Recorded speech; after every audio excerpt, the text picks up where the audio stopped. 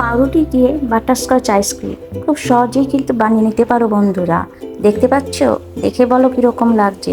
তো এইভাবে পাউরুটি দিয়ে আইসক্রিম বানানোর জন্য প্রথমেই আমি 4 পিস হোয়াইট ব্রেড নিয়েছিলাম, যেটা গরম দুধের মধ্যে দেওয়ার সাথে সাথে 1/4 কাপ চিনি দিয়ে দিলাম। এদিকে একটু চিনি মেল্ট করে নিয়ে ওদিকে কাজু বাদাম আর আলমন্ডগুলোকে নিয়ে বাটার পেপারে ঢেলে দিলাম। এদিকে দুধ আর পাউরুটির মিশ্রণটা মিক্সার জালে ঢেলে ওতে একটু গুঁড়ো দুধ আর রং দিয়ে এসেন্স দিয়ে মিশিয়ে নিলাম।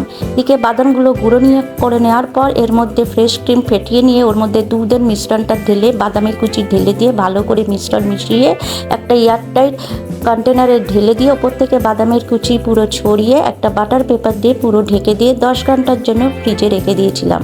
10 ঘন্টা পর এবার বের করে এনে তোমাদের সামনে দেখাচ্ছি। দেখো বন্ধুরা, একটুও কিন্তু আইস ক্রিস্টাল পড়েনি। তো দেখো, তোমাদের কেটে কেটে দেখাচ্ছি কীরম লাগলো ভিডিওটা।